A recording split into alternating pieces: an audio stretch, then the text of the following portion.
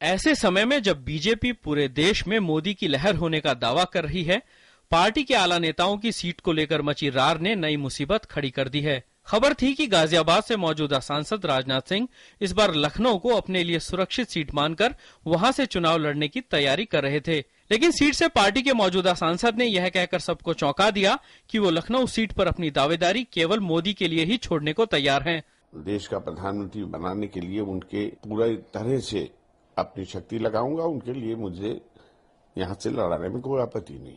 मेरे सामने आज के इस वक्त तक न पार्टी का कोई आदेश है, न ही किसी व्यक्ति ने मुझसे कहा है कि वो यहाँ से लड़ना चाहता है, न मैंने ये कहा है कि मैं कहीं और से मैं क्लेम कर रहा हूँ।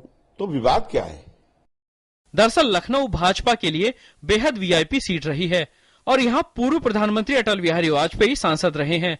ऐसे में राजनाथ के लिए यहाँ से लड़ना काफी मुफीद लग रहा था, लेकिन अब जब विवाद सामने आया तो राजनाथ ने खुद कह दिया कि किसी की भी दावेदारी हो, फैसला तो पार्टी की केंद्रीय चुनाव समिति ही करेगी। प्रत्याशियों के बारे में सेंट्रल इलेक्शन कमेटी ही फैसला करती है, कोई व्यक्ति फैसला इसका नहीं कर सकता। इसलिए इस संबंध में मैं कुछ नहीं कह पाऊंगा। मैं तो ये कहूंगा कि हमारे बारे में भी जो फैसला करना होगा वह सेंट्रल इलेक्शन कमेटी ही करेगी। मौका देखकर मोदी समर्थकों ने बिहार की राजधानी पटना से मोदी को चुनावी दंगल में उतारने की मांग रख दी है।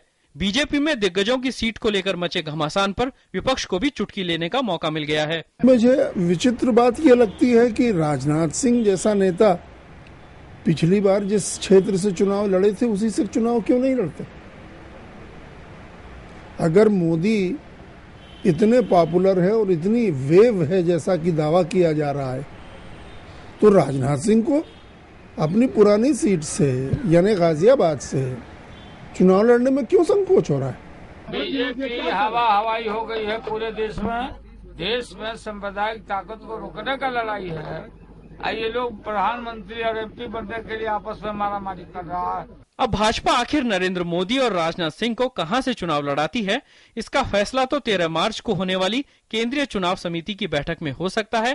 पहले वाराणसी और अब लखनऊ वीआईपी सीट पर दावेदारी को लेकर बीजेपी के अंदर जिस तरह से अंदरूनी मतभेद की खबरें सामने आ रही हैं, ऐसे में बीजेपी के रणनीतिकारों की चिंताएं निश्चित तौर पर बढ़ गई हैं।